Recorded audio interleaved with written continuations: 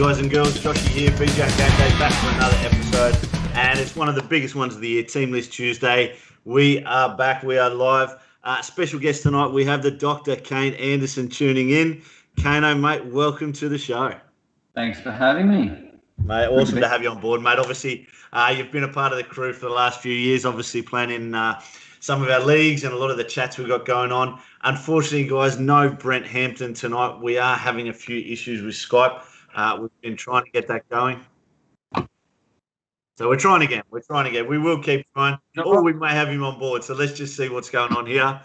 It wouldn't be a BJ Game Day show without some fucking technical difficulties. So, yeah, all right. Now that Brent's in, I'll piss off. So. Hampton, we got you. Fuck me, Dad. Yes! Ladies and gentlemen.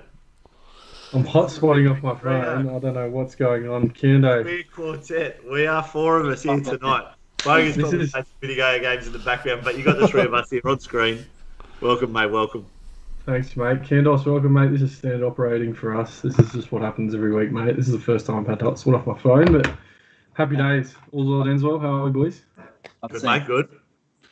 Good Kendos. Good to have you, mate. Looking sharp. Look at that backdrop, mate. Absolutely.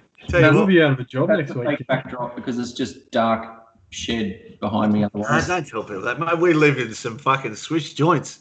Hey. Woo. All right. Fucking Hampton's at Google. I'm in New York, and you're in the. So I only had this one left. There you go. Boys, Team this Tuesday. Obviously, a few things came out today. What did you think, Kano? Well, a few changes, mate. Quite a few changes, mostly due to getting 0 bottom dollar cheapies, which hurt a lot. I did have Curran in my side, who missed out completely. So obviously had to spend a bit more money there, had to cull a few people elsewhere. So, yeah, quite a few changes. Hampton, what did you do, mate, today? Clean slate or just tweaked? Yeah, I don't know, mate. I'm still in disarray at the moment. Trying to figure out what the hell's going on. I thought I was high on Little for a while, and then I realised he's probably a bit of a trap, but just trying to figure it out now. I don't know what to do. I don't think there's a lack of options. There's definitely a lack of bottom dollar options, but there's just a plethora of 200 to 300k options, and it's trying to find the right mix, that combo with the premiums or whatever it is. It's sort of throwing me at the moment because there is a few options there, but yeah, it was disappointing. No good bottom dollar cheapies. A lot of the guys we were looking at in the pre-season lead up, guys like Colmatungi and Ben Murdoch was still there, and Davey, guys like that, just nowhere to be seen. Not where you want to see him today anyway. So yeah, I'm in all sorts. You, King? Mate, I hit the clear button. I just went full reset. Obviously, I've had a couple of teams during the pre-season, just to sort of play around like everyone does. But, mate, I just thought the best thing was to clear and just start again and just refocus on who I wanted to get in there based on what we saw in today's team list. The other thing as well is trying to anticipate, obviously, the next couple of weeks, what injuries are going to bring people back, who's going to miss out, things like that. So, mate, no real massive sort of changes. Probably just changed cheapies for sort of like Kano saying that you went from a 170 or a 200 up to a 250 or a 300, and it just meant you had to make allowances elsewhere. So I was just saying, Kano asked me, obviously, what was the biggest surprise, and probably it's not who I've picked, but who I've missed, and that'd be Teddy, mate. I can't find a spot for him at this stage. Oh, can't do it. I can't do it. No, I can't do it either.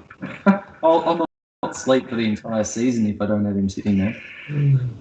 Look, call it the pod. I don't know. Look, call it whatever strategy you like, but I've stuck with that Brimo Pappy fullback combination, hoping that this Gold Coast new team Brimo can just fire, and obviously Pappy can lead the way with the goal kicking down there at Melbourne, and somehow Teddy doesn't average. If Teddy averages 78, all right, not a worry, I'll be stoked. But if he averages 95 or 100 again, I'll be a little bit concerned. King, I can't do it, mate. The thing I've been looking at today in the last couple of days, I've been talking to Kendo as well, is the draws, because I can't split some of these guys. And for me, James Tedesco's got to be one of the first ones in, just based on that as well. They play Manly and the Tigers in the first 2 weeks, and they got Warriors and Sharks in rounds 4 and 5. So I cannot go through the first month of footy not having to just go through a few of those games. It'd just kill me. I guess the other thing, King, is in regards to draws, it makes me want to put about 10 Penrith players in my side. I'm wondering, is that too many? I'm literally at the point where I could have 6, 7 or 8 of them in there because I love their draw. They're so Supercoach friendly, and it would be really viable. Yep. Obviously, Capewell was a big one today. There was a lot of people like Candos had a bit of mail on him, and he was a bit under the radar. I said I wasn't going to mention him, but yeah, it's kept secret. He's made his way back into my team as well, mate. So yeah. Guys like Appy, Brian Tu'u, even both their halves, like Dylan Edwards, 0% ownership. I'm tempted to get away from Pappy. I'll have to go Teddy, but I don't know. I'm going crazy, I think. Too much looking at teams and team lists. So, and Newcastle as well. Newcastle draws pretty good. It's a shame about Ponga, but there's a few options there. So maybe I just stack my team with Penrith, Chooks and Newcastle players and see what happens. Mate, it's not. Look, you're right. There are these teams that are Supercoach friendly. We go on sort of the last sort of year or two where a team like the Raiders, for example, completely opposite. Great team across the park, all 17 players, but you don't really ever see, a Supercoach player you want to take out of their team. We're sort of going back to the, Joey Leilua and Rapana days, like it's been a long time since Canberra have put up a player that you wanted to have in Supercoach. Bateman, obviously, now that he's gone, there's really no one else there. So you're right, mate. Penny Panthers and the Roosters have always had Supercoach-friendly teams. Kano, your thoughts, mate? Oh, 10 is too many. Fair call. I don't mind about having 17. How about just go 1 to 17? There's a lot of centre wing options that are available, like your Staines and Toto and Cape Wells. So you could pretty well stack your backline there if you were going that way. But players like Appy's an option. I wouldn't be looking at Dylan Edwards. There's too many other options for me there. Luai's a decent downgrade option on a Munster. Agreed. Fisher Harris is a good dual position, front row, second row. So yeah, there's plenty of options available. Obviously, Spencer Lenu's there as well. I literally would be at the point where I could run 6, 7 or 8 of them. I just don't think I could live with Shane-O talking to me about it every week either. Oh, I know. Fuck. Could you imagine? Definitely. I'm glad he's had kids, mate. He's gone quiet. This is good. The chat stopped going off every 5 seconds. Now it's just Benny on Twitter. So that's not too bad. I haven't seen him in the chat here yet. Oh, there he is, actually. Shano, where is the champion? But, guys, do we want to run through our teams, just sort of what's changed or what's gone through? Are you keen to reveal them, a final reveal? Well, happy to do a quick rundown because it's probably going to change another 100 times before. Oh, shit. I'm trying to fucking watch video. Yeah, look, it probably will change them again, won't it?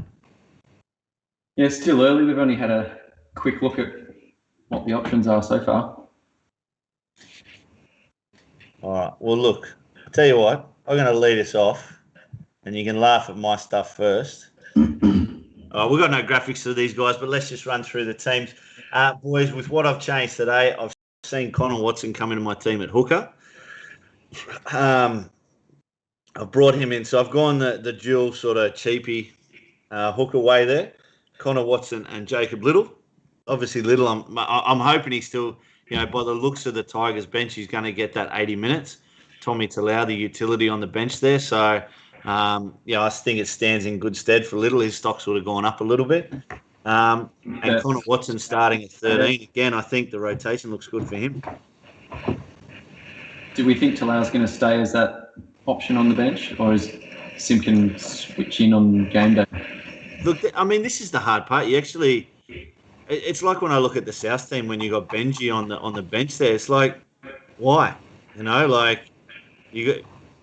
really know what role he's going to play. Cookie's going to play 80. Mm-hmm. Cody Walker and Adam Reynolds are going to play 80. Like, it's like teams have basically got 3 reserves and then that emergency that you're there if someone does actually get injured. So, during the trials, they were using Benji as a bit of a late game impact player, like sending him on for like the last 15 minutes, and letting him do what he wants. It seems so that might be his role as an impact player.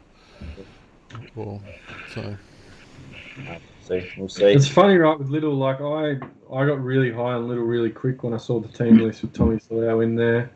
A couple of the boys were pretty quick to pull me up on the fact that Mbai's, once Dewey finds his way back in the side, Mbai probably ends up finding, whether it's the hooker spot or a utility off the bench. And then there's also a young Simpkins that wasn't named in the 21 this week. There's a Tahika Mia Hua Simpkins, but he's not the one that plays hooker.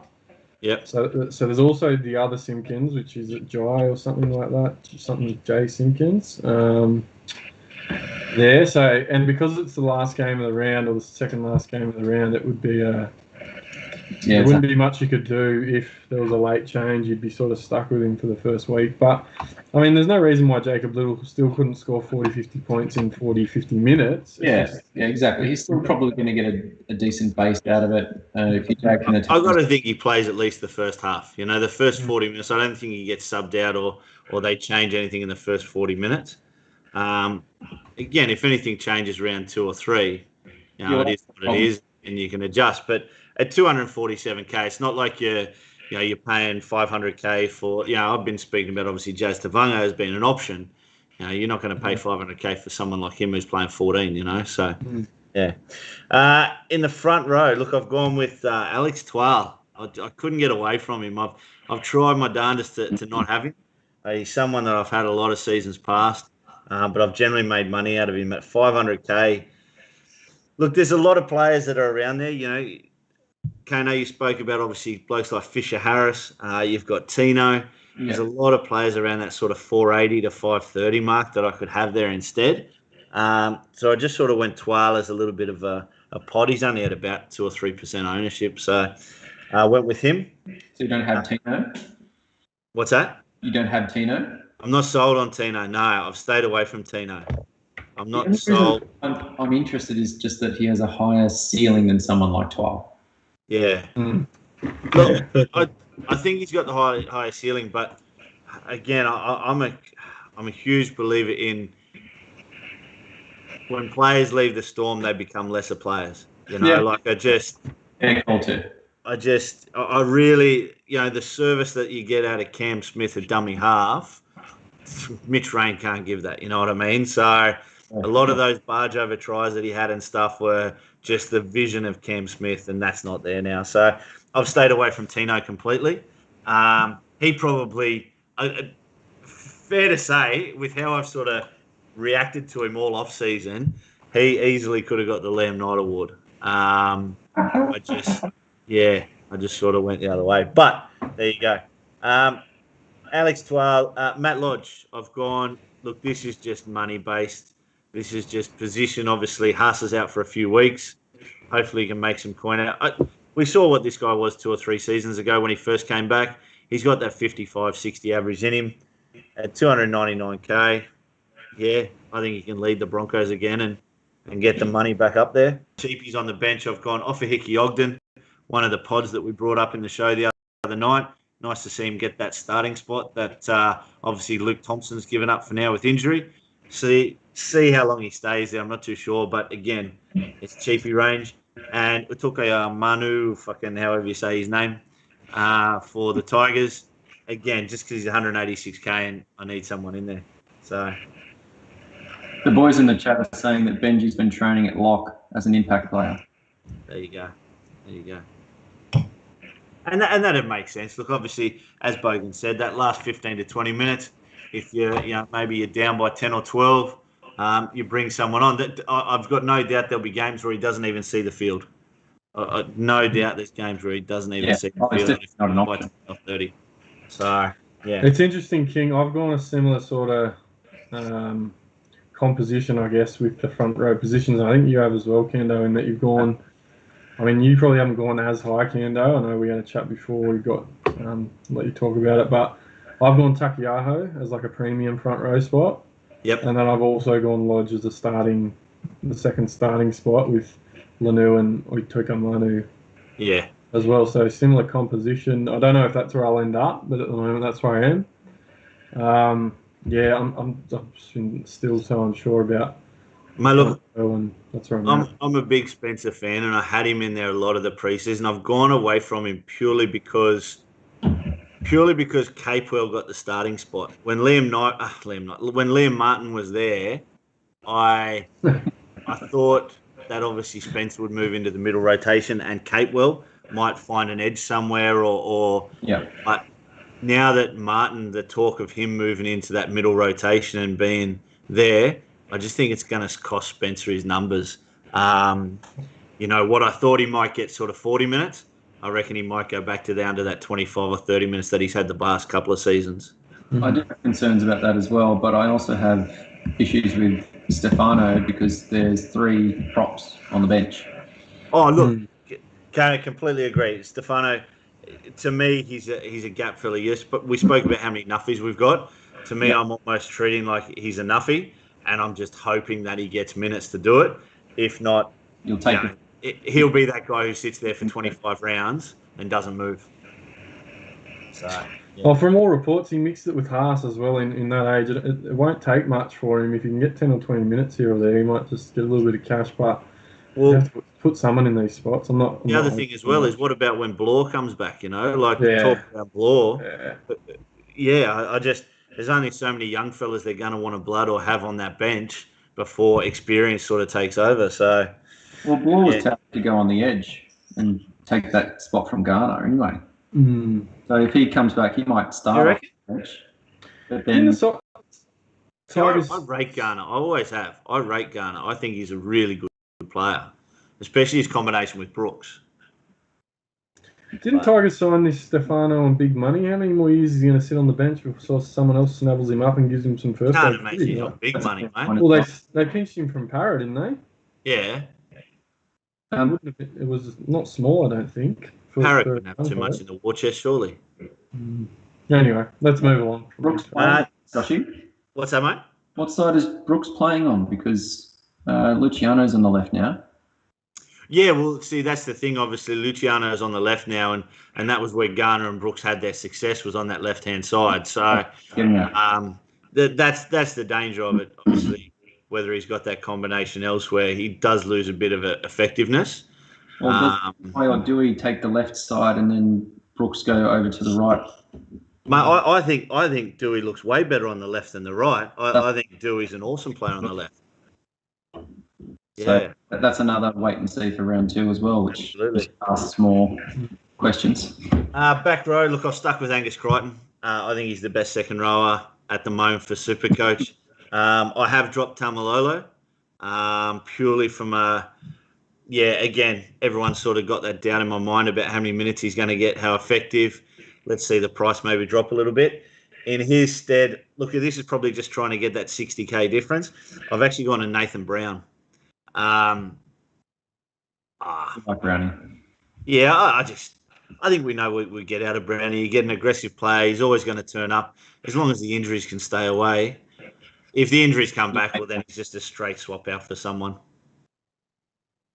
I don't necessarily think he's got value that he's going to increase in price or anything like that, but you know what you are going to get from him. Correct. Yeah, correct. I completely agree. I don't think he's ever going to be a player that's going to hit 700K. No. He probably maxes out at 640 or 650, but I'm just happy that he's there in the team because, if he stays healthy on the park, he'll score 60 points, 70 points, and you just move on. And then rounding out the starting back row, I've got Kirk Capewell, 423K. So I've gone a little bit weaker in the second row here, but I've gone a little bit stronger on the bench. So I've basically brought in Tupanua and Gachevsky onto the bench. Obviously, we put Tupanua up in the pod show. Hampton and I have talked about him in a couple of drafts as well. I mentioned that he's probably someone that I wasn't too sure on, but now that I've sort of seen the Roosters line up, and I just think he's close to he could turn into an 80-minute player on that edge there, and he's a wrecking ball. So I think he's back. What's that? Do you think Cordner comes back at all? Well, haven't they said he's not back till at least round 12? Oh, you'll get a decent run out of Tupanua. Yeah. If you're talking about an 80-minute gun, potentially someone that you could keep as an 18th, 19th man at the end of the year. Yeah, But exactly. Cordner becomes an issue there. I've got Gachevsky there, and I've got Jordan Ricky. So, Gachevsky obviously getting that starting spot at Manly. Dano, we spoke about obviously guarantee of numbers, how much he's going to get.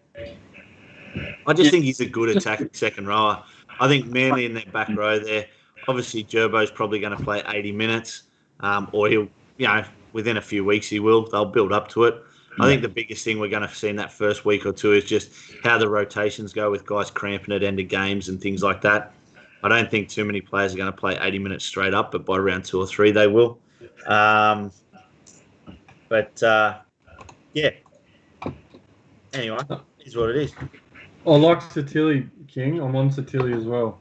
Yep. I know he'll be a first half of the season prospect with Cordner, depending on what happens there, unless he's retired by that time. But yeah, they play South, Para, Canberra, and Melbourne in the first 12 weeks. Apart from that, they got some really good fixtures to chook. So I've got Satilli in there, and Keary should be out on that right edge with him, I believe now, and Lamb's out on the left with Crichton. I like that change. It's interesting, mate. What do you make of these second rowers and that change in sides? Obviously, Satilli last year played left when Cordner was out. Crichton always looks good on the right. They've switched. Parramatta's switched. They did both last year. They kind of switched a bit last year. Yeah. I'm sure I saw Angus on the left quite a bit as well. I think for me, I'm just a little bit happier that Satilli's off Keary as opposed to Lamb for some reason. I don't know. I think just we're so used to Keary putting those short balls on for guys like Crichton and Cordner that line really well for the back rower. Yeah, so and Crichton's Crichton, he can run off anyone. So happy with that, and I've got both of those boys actually. So cool. What are we going to then? Quick one on the halves. Look, I've just gone Cleary and Munster. I've gone back to that. I really, really toyed with DCE. I was actually keen to get him if Garrick wasn't there. Now that Garrick's been named, obviously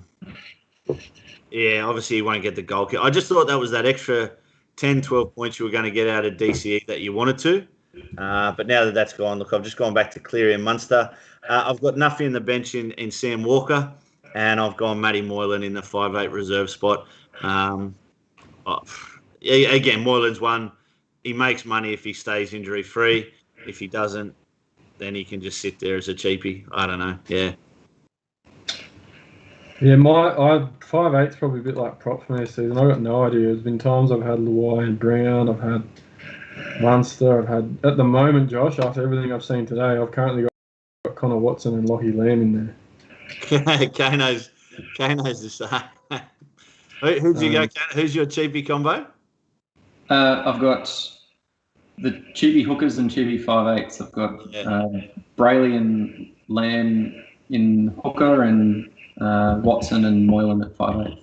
Yeah. And look, at the end of the day, guys, at 9.9 million, we can only spread it so far, There's a lot of bread to spread the butt over, so you got to make some sacrifices somewhere. For the back line, I've stuck with Zach Lomax. I said it from the start. It'll be one of those ones I've gotten that deep into the preseason now that if I didn't, and he 600K, fucking I'd absolutely kick myself. So that's basically my teddy there. You know what I mean? Like that 600 I'm spending there is the reason I'm AJ and happy rather than wooden spoon team. Huh? They do have a good draw early. Not that it matters. I don't give a fuck about their draw. All I give a fuck about is I reckon this kid is awesome. I wasn't sure of him, and then just watching him last year, mate, he is the New South Wales right centre for the next 8 years. He should have been there last year. Huh?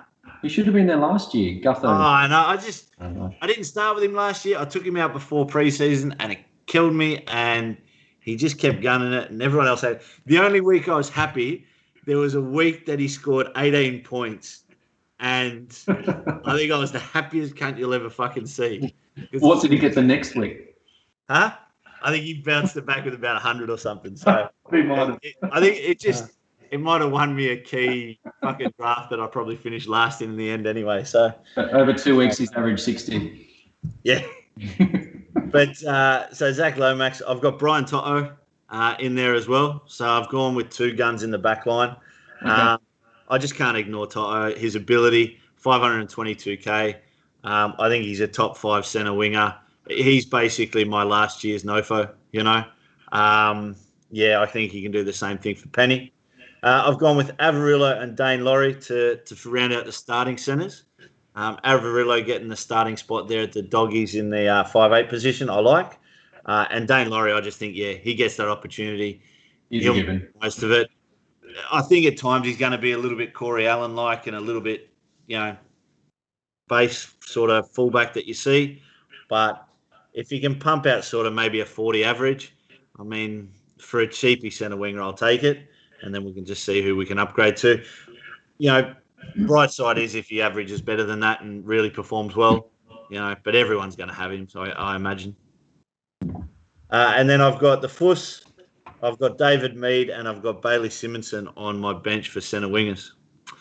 And Brimo and Pappy to round out the team. So 19K, 19K in the bank, so not much there to spend. Sort of gone all out, but look, the only one I'm trying to figure out is whether I stay Twal. Maybe I change him to a Fisher Harris or to someone else around that price. But pretty happy. Boys, any different? What are we going? Run us through yours, Kano. All right. So I spoke about my centre wingers, my hookers, which was Brayley and Lamb. I really liked Brayley, just due to value. I think he's going to pump out at least sort of 40 to 45 in base. They've got a really good draw to start the season, a couple of attacking stats, and should earn a little bit of cash there.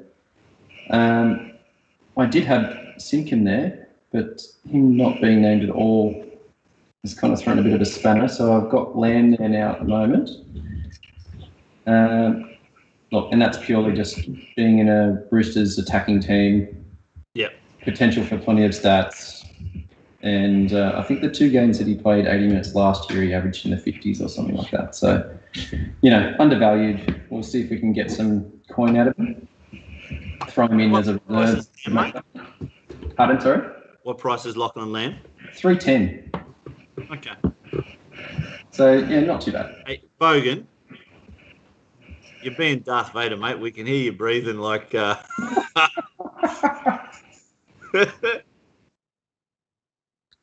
good, Jeff. Keep going, Kano. So my starting front row is Christian Welch and Matt Lodge. What? He Hang takes on. the piss.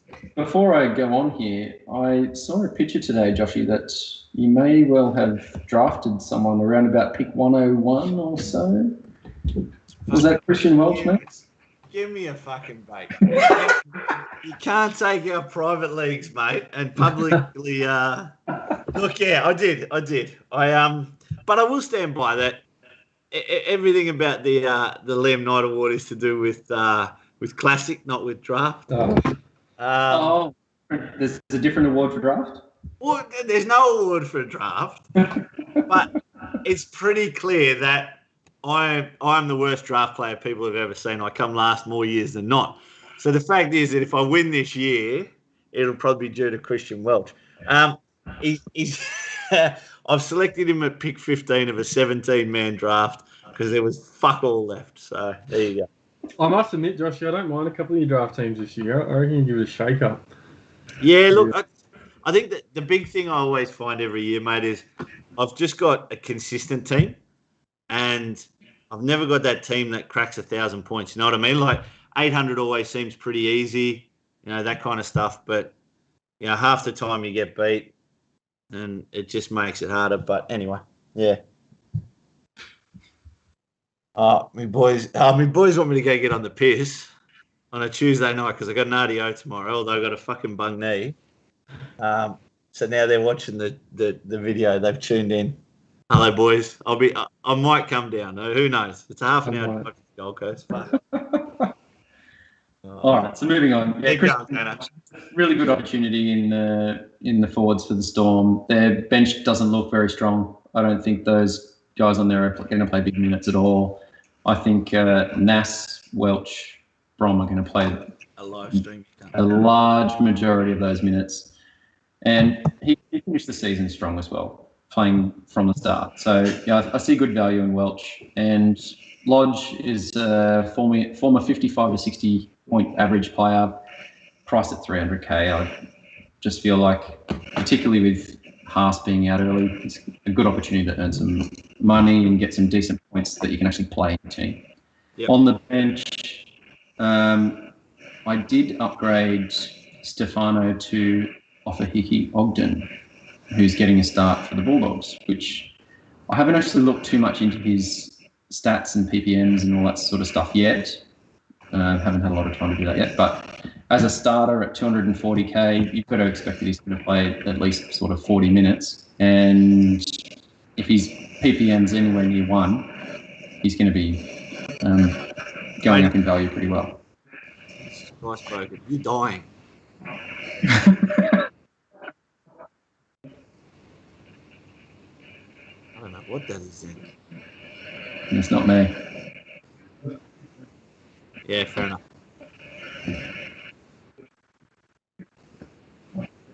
Oh, okay. All I'm hearing is Darth Vader. Maybe it's my computer's fucked, but anyway. I have to dispel these vile accusations against me that I am Darth Vader. That is not me. My mic's been off the whole time. I can hear it, but I don't know what it is. Right. Anyway, so mic goes back off. Mate, off a Hickey. The stat line isn't great, obviously, for any player that's 240k. I think he played about 10 or 12 games last year. Again, this is just all off memory, but he's just that typical big guy. Typical big guy. He's got that sort of dominant performance in him if given the chance, and that's sort of what I went off was I was hoping that he'd get that chance. I'm not sold on Luke Thompson. I don't know. I think he's probably one of the worst players we've seen come out from the UK, and I'm hoping that surely Zach Hardiker gives him a run. Who? Zach Hardiker? Yeah. No, there was one of the Titans a couple of years ago. Was he Redknapp? He was. Centre back rower. What was his name? He was pretty bad. He had the same name as like 2 other people that played as well. He was bad. Anyway. There you go. And my front row was Spencer Leniu, as most people would have. And do have concerns about his minutes, but he's pretty young and he could build up throughout the year. So happy to keep him there for the moment. Oh, mate, look, I think he's a class young player. He's got a lot of ability. I was hoping he'd get that starting spot ahead of Leota. But yeah. It could happen at some point. Back row, mate. All right, so the obvious ones are Angus and Maddo. Don't really need to say too much about that. My third starting back rower is Mitch Barnett, who is still, I haven't checked the percentages the last couple of days, but we're sitting around about 2% ownership, which is amazing. It'll be the same, mate, yeah. Potentially playing 80 minutes on the edge. I feel like Watson's probably not going to play 80 minutes, and if not, Barnett could potentially spend a little bit of time in the middle as well.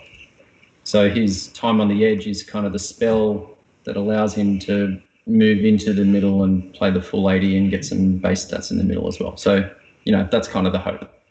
Yeah, okay. On my bench, I've got Big Tino. So I've got the 4 decent back rowers to start me off. And then I've got Jordan Ricky, who everyone should pretty well have anyway, and Fui Mayano, who starting at lock, purely due to price and opportunity, and he always looks dangerous when he's on the field, so he's always a chance for tackle busts and offloads and that sort of stuff, particularly playing in the middle compared to being out on the edge. Should get a bit more work rate than what he had playing out wider. Yeah.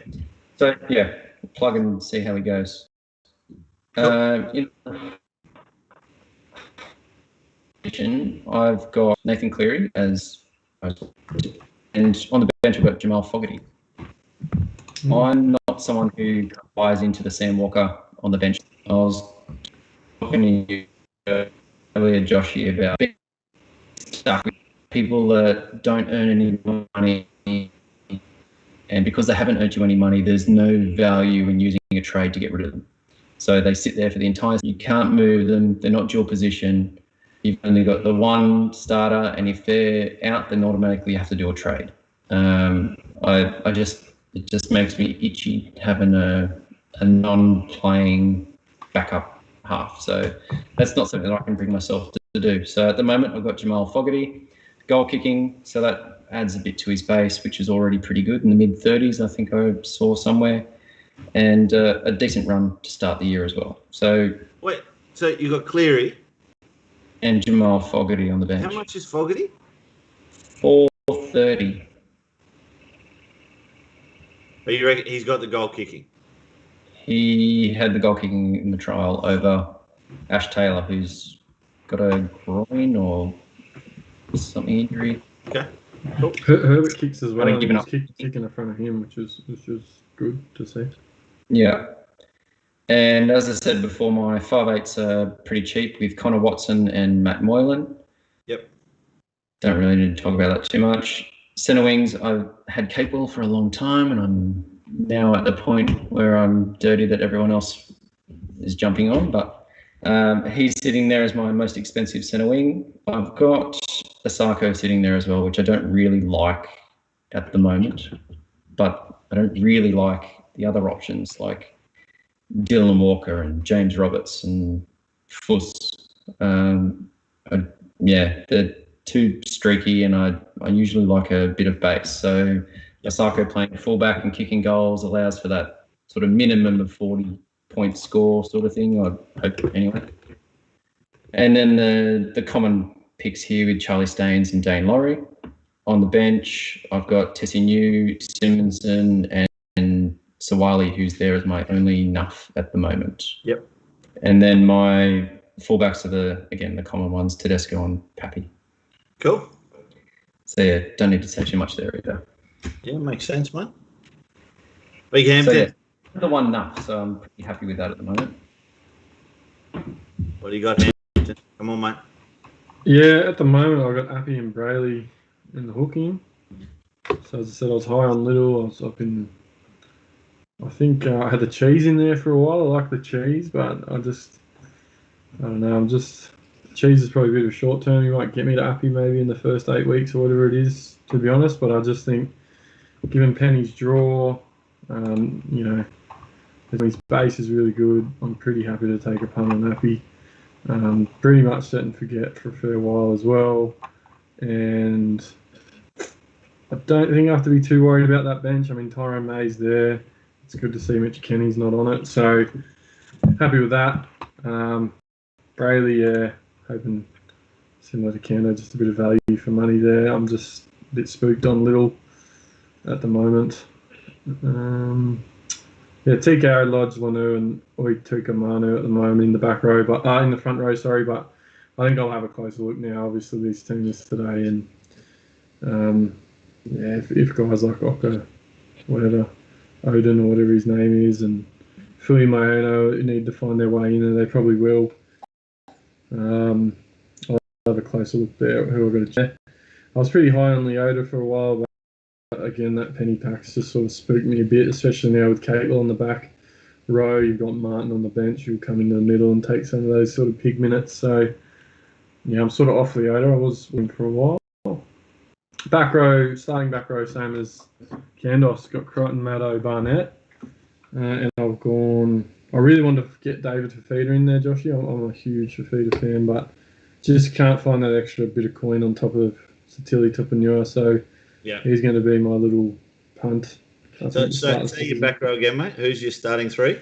Crichton, Maddo, Barnett. Crichton, Matt and Barnett. Yeah, okay. I see the value in Barnett. I believe there's a chance he may goal kick as well, to be honest. He can kick, and there's not a noted kicker there without Ponga now that Mason Lino has moved on. I'm not sure who will kick, to be honest. Yep. Jordan Ricky, Ben Trebojevic currently because I've got Kurt Capewell in the side now. Yeah. So Benny just gives me that duality. Yeah, to I move was around. actually thinking the same thing of maybe having Trebojevic in there in the centres instead of like a Simonson or someone purely for that duality. Yeah, and Benny might get a run at some point. Obviously, it could be a little bit of an 80 night, depending on what happens. But I think he's good enough that if you got a centre spot or something, he'd cause a few headaches. I've sort of. I know it's only in his age group, but he looks a real player. Anyway, so I've got him there just for that duality, that ability to move guys around.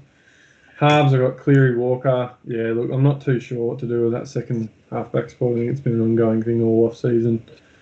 At the moment, I mean, I could put Jock Madden in there. At least he's got a bit of that duality, as Kendo said. At the moment, he's just sort of a dead 170k stone there at the moment. Oh, I think there's every chance if Lamb doesn't start well, he gets a spot pretty quickly. They've just re-signed him to a big deal. There's huge raps on him. I can't remember raps on a kid like this for a half. I mean, mate, I agree with you because that's the big reason why I've gone Walker is because I think Lamb's got a use-by date. Like, I just think Lamb maybe gets 3 or 4 rounds. And I know you can just sort of downgrade to Walker. It's easy if he gets in there that you can, but I just figure it's burning a trade. And, you know, you're going to have 8 players who aren't scoring for you each week and that anyway. So he's just sort of the one I've nuffed in, hoping that he'll get a chance at some stage of the season. Well, and if Lamb doesn't take his opportunity in that first 2 or 3 weeks or even that first 4 weeks, whatever it'll be, I mean, you look at what Flano did, Robbo did last year with Flano. I didn't think Flano was that bad. Whether it was more of a defensive thing or something, I can only imagine. Yep. That's what it was, but he can just build the axe. So Lamb will start with Manly Tigers. They play South and the Warriors, so he's going to get the best opportunity he'll get. I expect the Chooks to bounce back after the way they finished in the last year. So happy to see what happens with Walker and Lamb there. I got Watto Lamb in the 5/8s at the moment.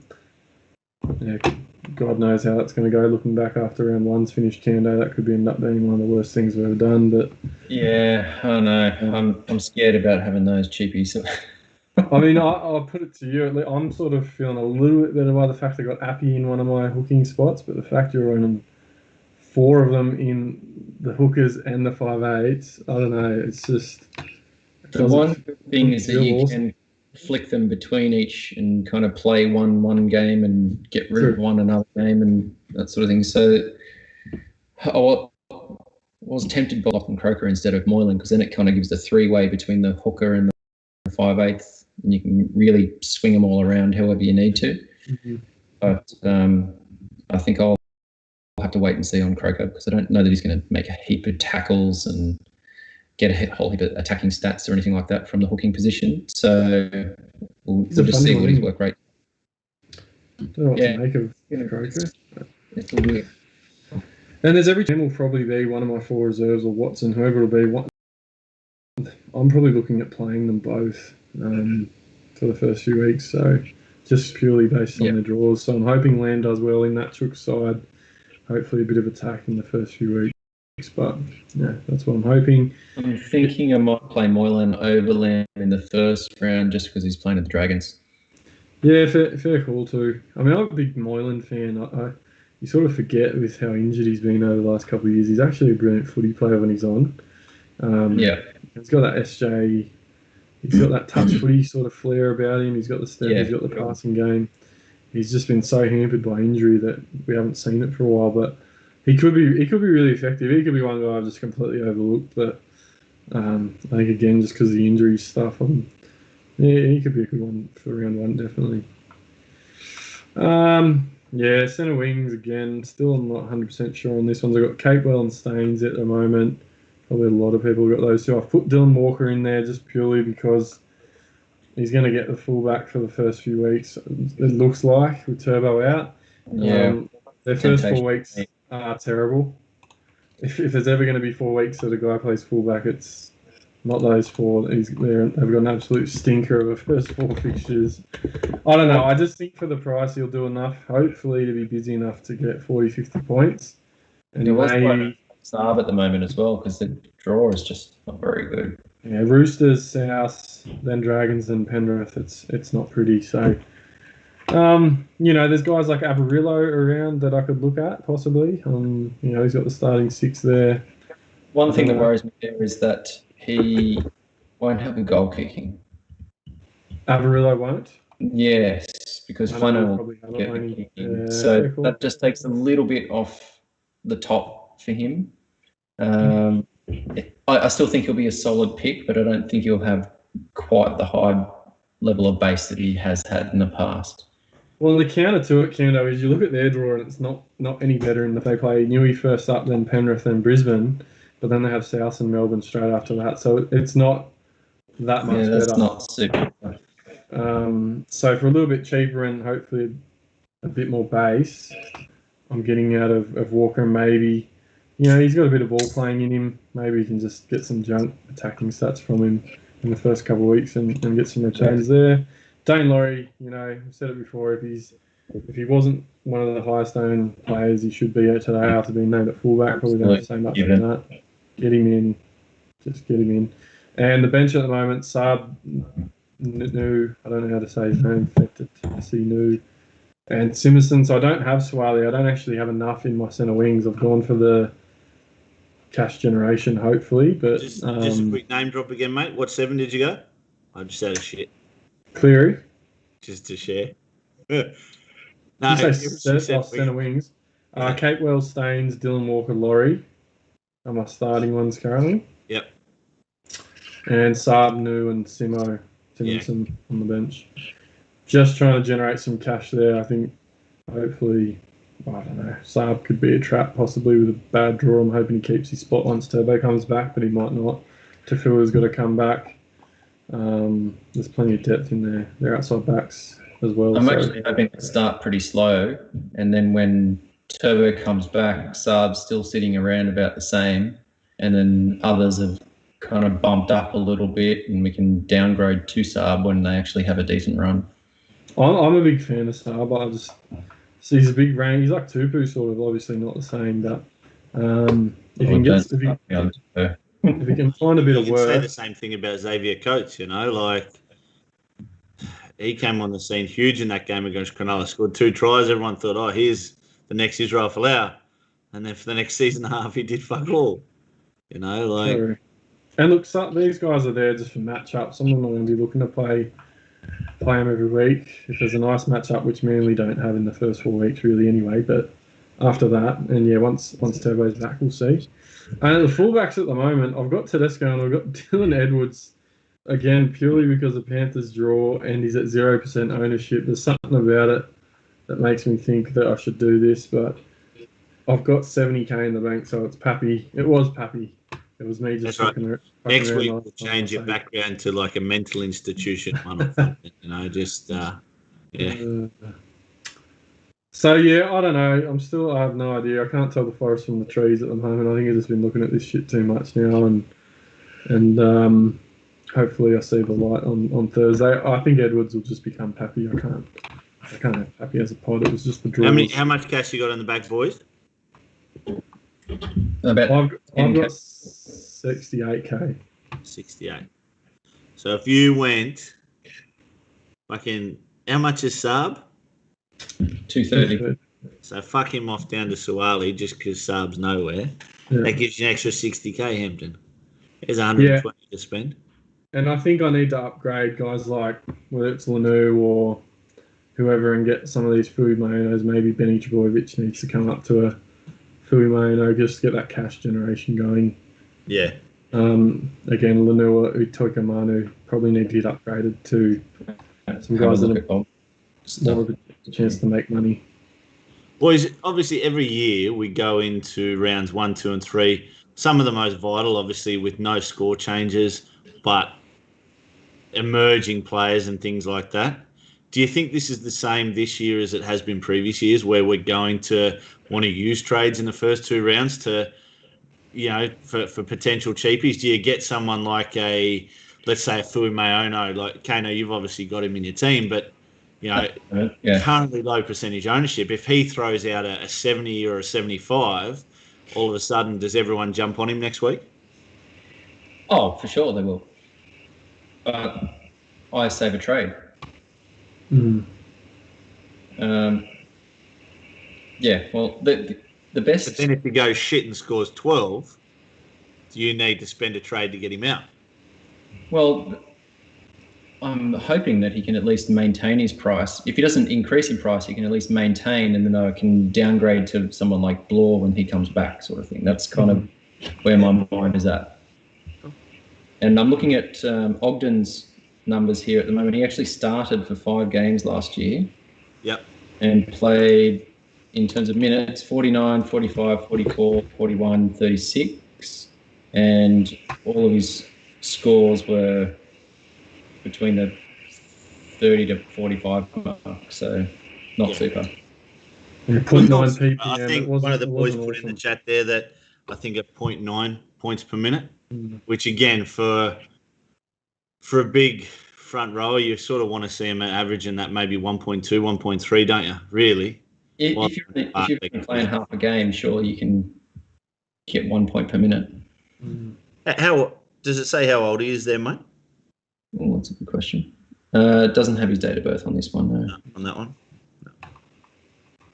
I'll have to Google that one. Good. I think he's about 23 or 24. Hey, look, he's just a big lad, and I thought my putting him in as a pod in the pod show and then putting him in my team tonight is based on what I saw in the trial. Now, again, it was mainly in the second half against like the C grade side for Cronulla or whatever, but just very, very big impact there. I just liked what I saw. It was just one of those times you watch a footy match and you see 34 blokes on the park and he's the one that stands out, you know. So whenever that sort of happens, you know it's a good player. It's just obviously whether he can take that to the elite level of the NRL, which he's done so in the past, to a certain extent, as you say, 0.9 points per minute. We just want to see that increase this year, and that's sort of why I got him in there. Ogden's 24. 24, yeah. So. Yeah, we might have some issues getting some cows in those front row bench slots, that's for sure this year. Getting some what, mate? Those bench front rowers, it could be a bit of an issue this year potentially unless someone comes along. Well, let's talk about obviously the changes in the rules this year and things like that. Like they reckon the game's going to get even quicker again. Does that bring bench front rowers into it a little bit more because maybe they get some more minutes than they would regularly? I don't know. Does your rotation become more even rather than having 55 and 60-minute front rowers and 20 and 25-minute front rows? Do you have 45 and 35, or what do you reckon? It might not change too much, but the PPM should slowly increase. It's not necessarily that the game's going faster so much. It's more that the ball's in play more. So there's more hit-ups, there's more tackles. So there's a lot more going on in the middle to allow that PPM to bump up that little bit. Yeah. Yeah. Fucking front rows. I mean, you got to find a couple good ones if you can. There might be a couple sleepers in there that people have been looking like. Oregon Kaufusi's probably starting to come of age a bit. He's looks a superstar. They've got Will Smith on the bench, so he's priced similar to guys like Lanu and some of these guys, and there might be just a little smoky in there somewhere that'll get a little bit extra minutes and a little bit better PPM. That'll make you a bit more money. And well, that was sort of Daniel Saifidi, wasn't it, last year, mate? Mm-hmm. Yeah, so I don't know. Last year. What's that, mate? He kind of came out of nowhere last year. He was a bit of a plotter, and then all of a sudden he was pumping out big scores. And as much as Jacob was obviously on the bench, he did the same thing when he came on as well. Yeah, that's he true. Was that kind of effective. So that's sort of what you're looking for, and that's where I look at a player like off of Hickey Ogden, and you hope that sort of happens. You hope that kind of talent change just sort of develops. So that's always sort of what I'm scouting out for. We're waiting for Lenny to do that as well. Yeah, exactly. Yeah, 100%. This is what I'm saying about Toika Manu, or however you say it. Like, I'm pretty sure he's in Haas's class. Like, they came through the same year, the same age, they played against each other. If he can just get like 20 or 30 minutes, he just might be so damaging that he could be a good one. And everyone's trying to find reasons to get rid of him, but you need to have a look at how they're going to use him this year, because he could end up being the best one because he's nearly bottom dollar and he's just as effective with 25, 30 as someone like Ogden could be with 40 minutes. I don't know. The way I'm looking at it at the moment is if I go Ogden over Stefano and Ogden does poorly and Stefano does bad, I can flick him down.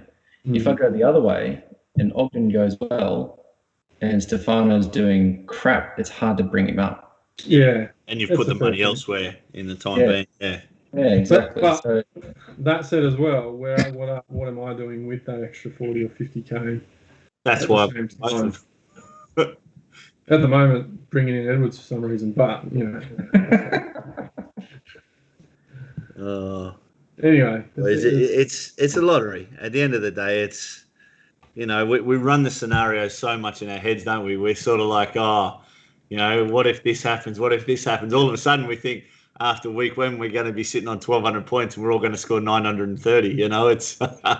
There's even this. I don't think I've ever started a season inside the top 40,000. So, yeah. I'm getting high in front. You've got Palasa for Masali as well, who's on the bench for the Dragons. He's not bad when he gets minutes, but he just doesn't get minutes. Like, they're just all in no man's land, these blokes.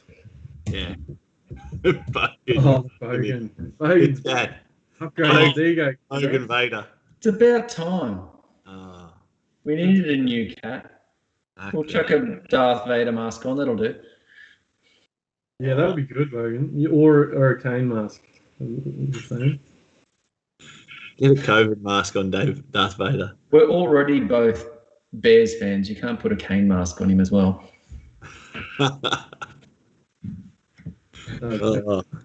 All right, what else have we got in there? Mate, boys, is it just Cleary?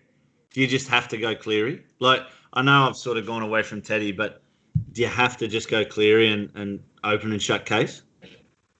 For me, I do, because I don't want to go Walker. And I also don't want to pick two middle range players. So for me, I've got Cleary as my top one, and then I've got my Fogarty sitting there as my reserve. And I don't really like the look of much else. Yeah. Like, I like Mitch Moses' start to the season. They got a pretty good run. Yeah, but they did last year as well. He went shit. Yeah, well, he was also playing a bit busted last year. So, whether that changes this year or not, and whether the switch to the other side changes things, who really knows? And again, the draw of Penrith is just... I know I've said it about 35 times this show, but I contemplated DCF. I haven't even looked at their draw. I have not looked at a single draw past round one yet. So he averaged 82.9. The next best was SJ at 68.1. He is head and shoulders. He is. At the end of the day, you're paying 200K more than anyone else, kind of thing. So, yeah. I mean that's why I asked the question. Is it just that you have to have him? If you want a chance of winning the 50K this season, you must start with him. Mashed Potatoes reckons Fafita at the Roosters is going to get 30-plus minutes at 186K. What, for about a week while Radley's out, is it? I'll tell you what, Dan, my thing, boy from last year, at work he had Fafita last year just as a nuffy. And he became an AE nightmare for him. I think in the last 6 or 7 rounds, he scored between about 5 and 20 points.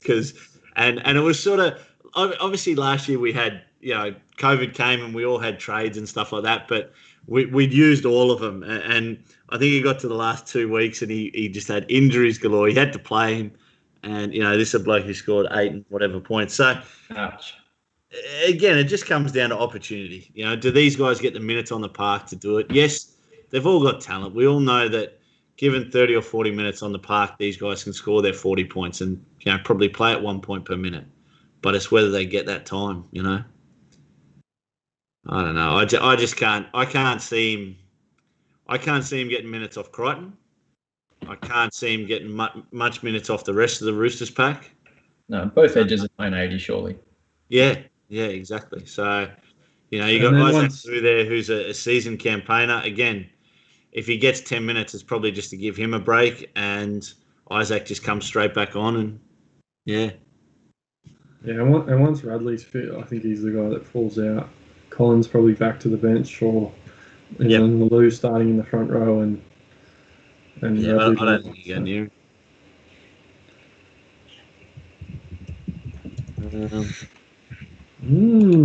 So we got.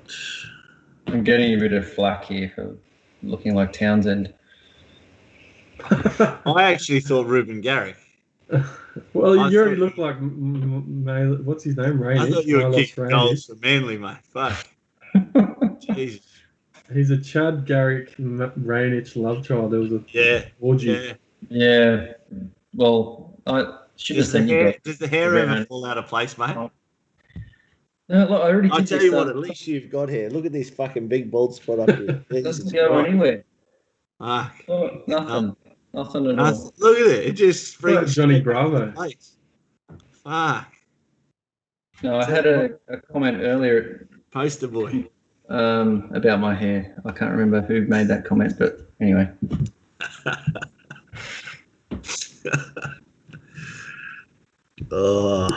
What else we got? Do you want to move on to the fixtures, or? I think. Were we doing those? Were we? Well, it is Team List Tuesday, but yeah. Team List, yeah. The big thing as well now added into everything. I don't know what the weather's like around the country, but it looks like there's a bit of rain starting to come around as of Thursday around here. I don't know what's doing in the other states, but that'll just be on top of everything else. I got to be honest, Hampton. It's hard enough picking Supercoach without looking at the fucking weather. But it got to a point at times last year where you thought, you might not put a C on someone playing in the wet, or and then for round one, on top of everything else you got going on. I've just gone Brimo the C, mate. I've gone Brimo the C up against the Warriors. I'm just hoping the Titans just come out and just go hard. And I'd love a ton, but I reckon if he can, scoop up a nice 80 or 90, I'll be stoked with that as a captain. If I'm paying $843K for James Tedesco, I can tell you right now. You want a ton? It's at the Sydney Cricket Ground, Saturday afternoon, taking on absolutely, this Manly side. He's kicking goals and Tucko's off. If he doesn't score 100, I'll be shocked. I like that, Kana. You actually came through the doorway of that backdrop. That was good. Oh, that actually worked quite well. Is that supposed to be a picture in the frame or something, or is it a doorway? Oh, it looks like a picture. I thought it was a picture. Looks like it's into the kitchen. Oh, worked nicely. Yeah. All right, what are the fixtures? Have you got them there to chuck up, Bogan, or what are we doing? There we go. Fuck, feels like we've just read through all. All right, let's go. Storm, Rabbitohs, Thursday night at Amy Park. Melbourne's not closed, are they? COVID's not still about, is it? No, they're open. All right, public enemy number 1 there for Melbourne at spot number 10. I mean, boys, this should be a good match. I mean, I'm looking forward to this. So I tell you what, who is actually favourite for the title this year? Penrith? Oh, I don't know the actual odds or anything. Anna, you're not a punter, are you, mate? With Cameron Smith moving on, I think this will be the big test, and the really interesting one for me is how Melbourne handle what looks like the departure of Smith. I know Grant's not there, and Grant's a great player, but it's a turning of the guard, definitely. So it's a big year for Melbourne. It'll be a big test for them on Thursday. Should be an absolute cracker to open the season. Penrith favourite ahead of South, then Melbourne and Roosters. Yeah, that's fairly standard. I mean, I could potentially see Melbourne not making the top 4 personally, but we'll see. Yeah, but that's what people say every year, isn't it? And then Craig Bellamy goes big fuck you to everyone. And they just do it. And the Raiders look pretty good as well. Their depth is ridiculous. I know. Look, I tell you what, it's one thing. Obviously, losing Cam Smith is huge, but you couldn't really ask for a much more, valid replacement than Harry Grant. Like what we saw from him last year and then into Origin. Wow, he's just had the perfect sort of bringing through that system, and I reckon they sort of pick up where he leaves. I think he's more suited to this game now than Smith. Well, this is the thing. Like we spoke about, obviously Pappy, right? Like Slater was out for so long, and then he came back, and all of a sudden Slater leaves, and they've got Pappy. And I think probably the weakest link they had was when Cronk left and Jerome Hughes came in. But even Hughes is they just make it work, Melbourne. I don't know how they do it better than anyone else, but a player leaves and they bring in someone basically just as good. Yeah. So every time. Yeah. What do we got? The Friday night games. Yeah, do you want to just keep going? I'm trying to get your pictures on frame. So. Oh, right. Okay, hang on. Well, in terms of prizes there for you boys. Oh, look, obviously in the centres there, Brenko got injured. They've brought on George Jennings instead of that young Eremaya. Remus Smith in the centres is a little bit different. He's obviously used to playing on the wing, but I think that's probably where South might attack, is that sort of that centre wing combination with defence. 100%. A little bit inexperienced there and see what's happening. Obviously, the forward pack we're pretty used to. They're all players that have been there for a long time. Yeah. Boys, let's talk about Jacob Host and his potential in Supercoach. It smells trash. I like in the trials, Arrow played some time on the edge. Koloamatangi's playing time on the edge. I'm just not confident that he's got good job security. His price is okay, but I wouldn't be. I can't go there. Just too many doubts. Am I completely wrong about Jai Arrow? Is Jai Arrow not a good footballer? He's an old warhorse now. He's a middle injury. This is the thing. Like, I just look at it and I think, fuck. Here we got a solid team all across the park, and Jacob Host was struggling for a starting position at the bottom team in the fucking comp, pretty much. Koloamatangi, good young kid, but again, very raw.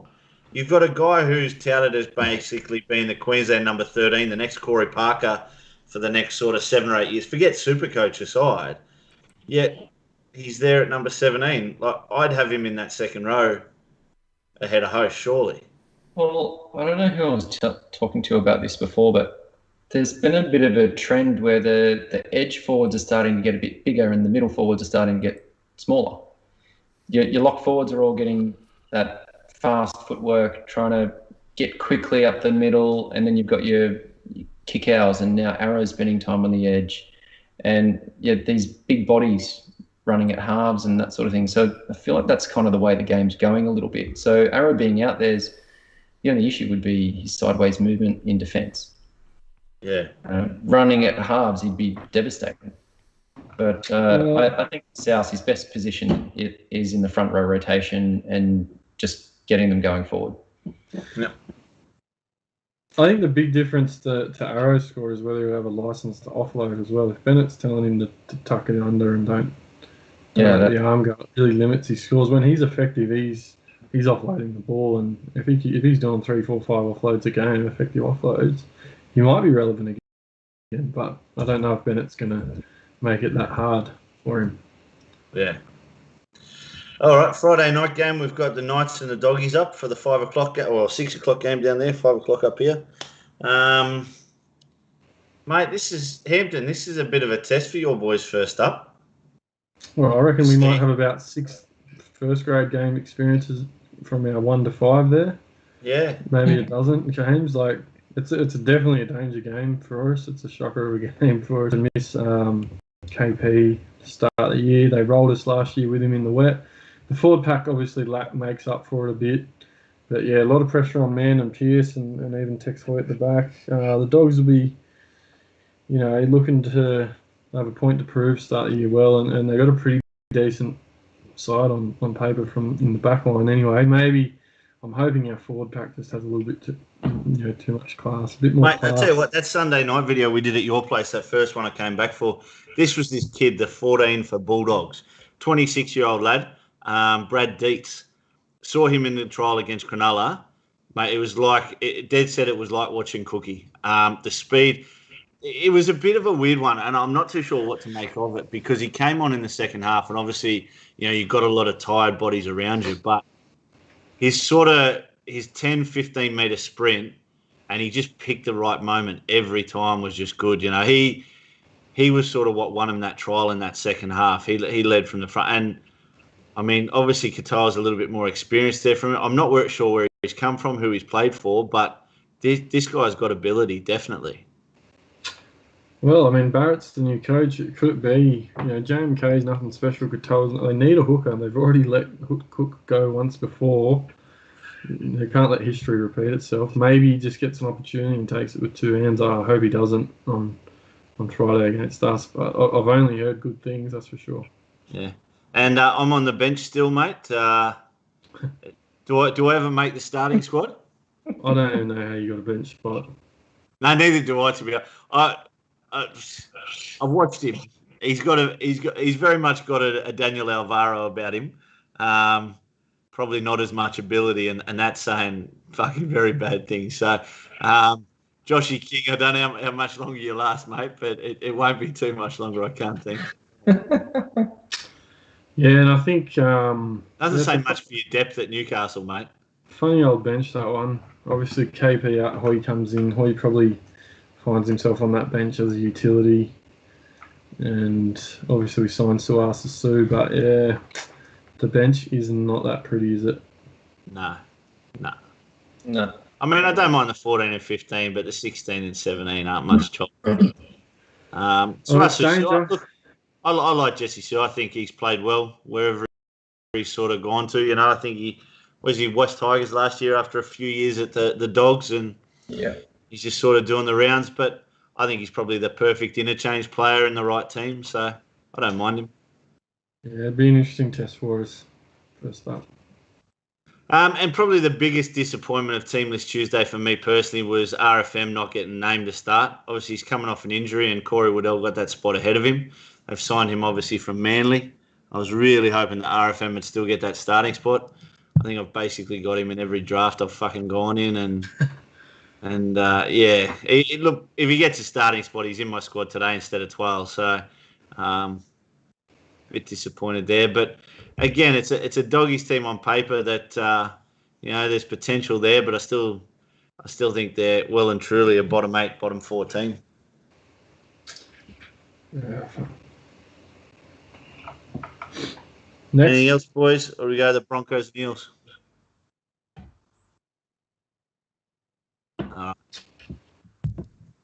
What do you reckon, boys? Broncos finishing position this year?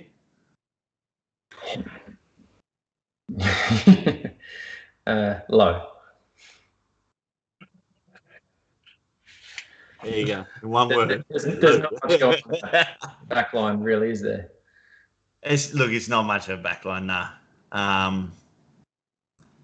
Like Coates played Origin, but really, there's not a lot going on. David Meads, I thought he was done a couple of years ago. Mm. Yeah, look, it's. I mean, okay, and yet out of that they've lost David Fafita as well. There's no Payne Haas. The only thing that's going to save them this week is Parramatta seem to always start the season slow. They just seem to not. It only takes them 2 or 3 weeks to have that 50-point performance in them, so they might not have it this week. But yeah, I think it's probably the worst backline I've ever seen put on a Broncos jumper, to be honest. Pangai Jr. at prop, seriously, imagine him out on an edge. I just don't get why he plays in the middle. It's just a waste, isn't it? May as well just have Flegler on there and start Ricky on the bench and put Pangai to leave Glenn out. Alex Glenn needs to retire. Glenn? Yeah. It's just there's 3 good things he does every season. And that's 3 tries he'll score off a fucking Milford kick. and then that's it. He's just 100%. Fledger's awesome when Haas comes back. It's amazing to think they're such a bad football team with some of the young kids they got, but they don't have a leader in there. There's not much experience in there. Probably Lodge and Glenn get to go. That's it. So, the best thing Glenn can do for leading is to step down. yeah, it could be a field day out on the edges for Parra. It could be Maddo, Dill Brown. Yeah. But yeah, for Parra, obviously the big news is all the change just with the halves and the second row combinations, changing sides, and how that affects whatever. Obviously, no Michael Jennings this year due to some enjoyable times with the syringe. Big weekend on the gear, yeah. So what have they done? They've just switched Maddo and Moses onto the left. Yeah, they basically like how Dylan Brown and Sean Lane pair up and Mitchell Moses and Madison pair up, but they reckon that Moses prefers to play the left and Brown prefers to play the right, so they've switched both. I don't really understand how they can say that Moses and Maddo had a good combination, because Moses didn't come over once last year. They look terrible. They look terrible together. Yeah, I don't get that at all. But it's a funny one. I understand switching the halves, but the back row. And I mean, Maddo's always played the right. Sean Lane's always played the left, even back to Manly days. Maddo back to the Roosters. I don't remember Moses playing the left. I always remember him playing the right. So, it seems a bit of a strange one to me. What's that? Does it now mean that Sivo and Opacek or whoever it is going to be on that left side won't see any ball now? Well, that's what I think it does. I think we obviously saw what Maddo did to Wanga Blake and Ferguson last year. Like that's the only reason I can think it is. They're saying that it's the other reason, but the only reason I can think it is to open up those, centre three-quarter positions even more. The fact that they saw that last year they completely weren't comfortable going to the right, so they're changing it. The left, they were fine. They could go through Brown to Lane. Lane runs more decoys than anyone you'll ever see. Like they were comfortable going through Jennings and DeCevo. Yeah, Brown doesn't pass that much either. What's that? Brown doesn't pass. No, he doesn't. Yeah, that's the other thing as well. Yeah. I think Moses passes more than Brown does, but the issue with Moses is that he doesn't engage the line at all to then give Maddo any space. So he's always got to go out behind, and then on the right side, Wanga Blake just took the tackle or ran back inside. I mean, they're the big seasons we've seen out of Moses, haven't they? When he has actually attacked the line, like the kid's got that ability. It just seems he's scared of getting hit. Well, that's what I was saying. I feel like he's probably been playing a bit busted or something like that last year, and that's impacted his confidence in taking on the line. I think he was passing early all the time. Yeah. The biggest problem for the Eels for me is that 14 to 17. I think that's what stops them being a premiership team. Is I don't really rate Kafusi. I know Hampton, you said he's sort of due to step up and to become that better player. Hipgrave they've signed from the Titans. Look, he's fucking useless.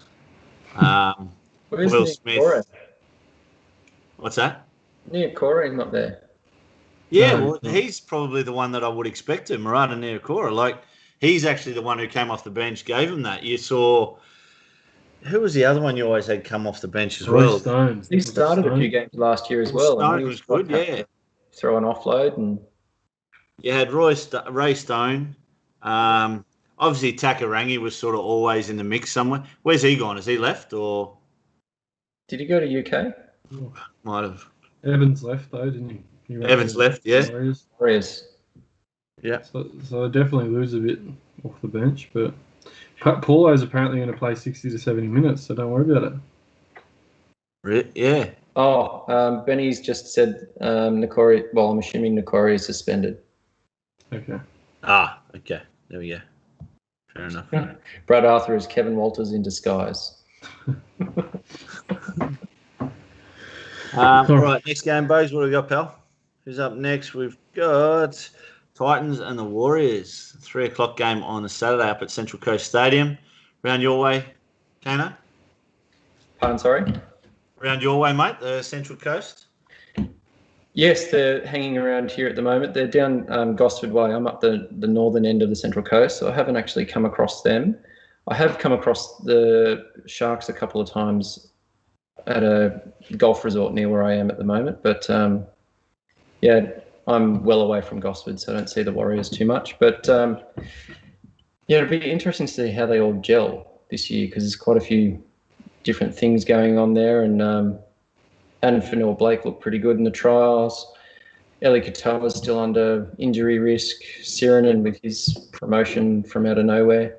Oh, so yeah, how did he get a starting spot? Like, he was good for South. Don't get me wrong, he was good, but to walk straight into this team and get in the second row, I thought was a big shot.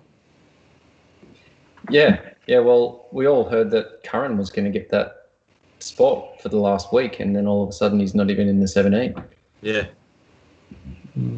I mean, new coach, maybe he's trained well and he's been given an opportunity. I mean, on paper, they pair up pretty well. They're both not bad football teams on paper at the moment. Like you said, a few things start of the season. Obviously, might not all go 100%, but it could actually be a really good game of footy. Cody came in and bought a car a couple of weeks ago. Nicarima. Yeah. Right. Came in and bought a new Beamer. So he must be getting paid at least for doing fuck all. Yeah. I tell you what, look, I love that the Fuss and Mamalo are back though. Like, how good was it 2 years ago? The back three that these guys had out of the back, like, unbelievable how they'd return the ball and the impact that they had.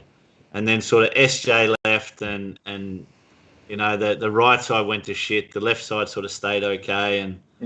And then COVID sort of fucked them last year. The boys all just sort of wanted to go home and that, which you can understand. But I'll be interested to see how they go. I like the addition there of Ewan Aiken. I'm a fan of Aiken. I've had him in the past in plenty of Supercoach teams. Amalo. Peter Hickey's probably... again, I thought when he was at Manly and he sort of, you know, subbed in at fullback for Brett Stewart there all those years ago that he was the next big thing, but he's just sort of had a solid career rather than being anything big. But I like their back line. I think, yeah, it's solid there. Yeah, it is good. Like I said before, Mamalo isn't really benefited by having Aiken inside him. No. Not a renowned passer, so that try scoring heights could potentially take a bit of a dip. But I will say though, wasn't it when he was at the Dragons, Aiken, didn't he have Pereira outside him? And Pereira had that season where he scored well, like because I had him that season as well. I thought they were both on the left hand side. Then? What's that? I think Aiken might have been on the right side at that stage. Oh, okay. What, before the Lomax days? Yeah, well, that was a few years ago now. I'm sure he started out on the right. When he was pushing for Origin, I'm sure he was on the right side. I'm trying to think who... And Latrell destroyed him. What did Latrell play when he was in it? Because there was that game where it was talk about him and Jimmy the Jet and Latrell fighting for that last spot. Yeah, so Latrell plays left and if he came along and Latrell just fucking annihilated him. Yeah. And that was it. He was never heard from. And to be fair, since that game, Aiken's form went to absolute shit and it hasn't come back. Completely died. Yeah. In terms of Supercoach, though, he's always taken a lot of runs. He busts a few tackles here and there. So his base stats are always right up there and worthy of having a look at. I'm not sure what his price is, but I feel like it's an awkward price. Mm. He's up there this year. It's definitely awkward. You're taking a punt on him. Or is Tohu a sleeper again? They've got so many forwards. I just find it hard to see that he's going to play 80 minutes still. He's probably going to play 70. But, yeah, he just so many mouths to feed in that forward pack at the moment. I am concerned about that. And for the Titans, just a whole new lineup. A few different positions there, but a lot obviously the same faces. We really look at that forward pack with Fafita, Fasamulu Alawi, and actually looking at it, it's not really that different, is it, to last year, to be fair. AJ was there, the Don was there, Kelly was there, Herbert was there, Thompson was there. They were all there. So I think the big one is sort of Brimo's established himself in the back end of last year. Mm. Fogarty probably as well. Brian Kelly. And then you're adding guys like Tino and Fafita. It'll be interesting to see how they go. Clean slate. Yeah, I'm expecting them to make the 8 this year, personally. I don't know if that's a bit past them, but again, bench isn't anything great, but at first at 13 isn't bad, but yeah, it should be a good test for him straight up. Yeah, that Joel Leap's not bad. I don't mind him off the bench, but Yeah, he played well last year. the other 3 lads there, I don't have too much good to say about. Peachy just seems to... Supercoach-wise, I'll be really interested to see what Tino does. I've sort of been off him. I'm just not sure. I've seen enough last year. He was a massive benefactor of Cameron Smith's short balls less than 10 metres out from the line, and I think everything he did was inflated off the back of that. So I'm not entirely sure what to make of Tino personally. I know he's got that duality, which is great. I can't see him playing enormous minutes. How many minutes do you reckon he might play, Candos? So we've seen 60 minutes from him, you reckon? Oh, yeah, I was thinking probably around the 55 mark. 60, but yeah. the way I look at it for Tino is that he's very high ownership. He has a high ceiling, and I don't think there's any downside to the price. I don't think he's going to drop in value. I think at worst you'll get what he's priced at, and at best he's going to go up in value and potentially be a keeper option with dual position. So, yeah, So you think, based on that, do you think it's more of a risk not to have him? Well, that's the big antipod play, isn't it? Yeah. You could definitely go that direction, but I've got him there at the moment just to kind of cover the potential. And if it's not working out or he's only just plodding along, then I've got that 500k to use somewhere else. I could drop down to a Tupanua or something like that if he is on fire or whatever. So, yeah, I feel like going with the crowd for him for the moment is my best option, and we'll see how it plays out. Cool. Darth Vader, next screen, please. We've got the Roosters and the Seagulls. 5:30 game on the Saturday. That's a big one for 5:30. Obviously, twilight game, but it'll be pretty dark the whole way, pretty light the whole way. So, Tedesco on a dry track, boys. He's scaring the fuck out of me. Is it going to be dry, though? Fuck, I hope not. Let me have a look. The SCG, no, I know that. I hope it's an absolute fucking mud slop pie. Yeah. Saturday, mostly sunny. Mostly except for the 400 millimetres of rain they get at SCG. So I'm going to go burst a pipe down there. I'm going to degrees. Pay someone to go in, bust a water main, and fucking flood the joint. Yeah, looking forward to this one on Saturday. Well, there's not really much to say about the Rooster squad. We sort of, we've seen it plenty. Probably Lachlan Lamb, just that new face, but we know their back 5. We know their forward pack. We know exactly sort of what to expect from the couple of guys on the bench. Obviously, Adam Kieran. Talk is that when he comes on, however he does come on, will kick the goals. So so that's a bit of a dent in the Teddy. Yeah, look, I don't think they'll put that extra pressure on Teddy. I think he's got. If they can avoid it, sure. What's that? If they can avoid putting it on him, then for sure they'll give it to someone else. But the other thing is that they've still got Radley and Verrills. Yep. Who are coming back. So do you think Verrills ends up taking that bench spot off Kieran, or do you think Kieran's ability to play a few more positions keeps him there? Because quietly, I actually rate Verrills higher than Friend, but that's anyway. Yeah, I think Friend's there. Just it's that sort of token position for now. I think it won't be too long until Verrills does take over. But at the same stage, Jake's still got obviously his tackling ability and that they're 50 out of him. So, he's a defensive wall there that they put in front of him that's 4 foot high. The Seagulls, obviously the big news there we spoke about earlier, DCE probably won't get the kicking now that Ruben Garrick has been named. Jason Saab on the wing, and then Dylan Walker at fullback. Boys, talk to me about Dylan Walker. I cannot for the life of me imagine this guy as a buy at fullback. So he's dual position. Yeah. Centre wing 5'8". Mm-hmm. He's 306k. we know that he's got plenty of talent, but he's also got the fucking scum in him. I can't find him in my team. I really can't. I just put it this way: if I put between him and Avarillo, like, because realistically, when I looked at my team for, who's going in the centre wings, that was sort of the toss up, and I just kept coming back to Avarillo, up and comer, in a team that relies on him more, not as lazy, more excitable. Won't get knocked out like this bloke will. I don't know. Well, I don't see him being a big base stat fullback. He's not going to be. He's going to be the guy that catches the ball at fullback and passes it to the winger. Yeah, that's a problem then, isn't it? Yeah, exactly. He might finish off a few players, but he's not going to do too much of that against the tough opposition they've got for the first 4 weeks. And then what happens when Turbo comes back? What I really see is they'll try and do some like sweep plays or that out the back play. Yep. And I see him with the ball at the end of like 3 or 4 passes and it all just going to shit. I don't see any fluency there. I can't see. Yeah, I don't know. I really just can't see how he's going to be effective in attack from where he is. I don't know. He scores a try with a line break on the weekend, boys. Don't worry about it. Yeah, well, I don't want to start him.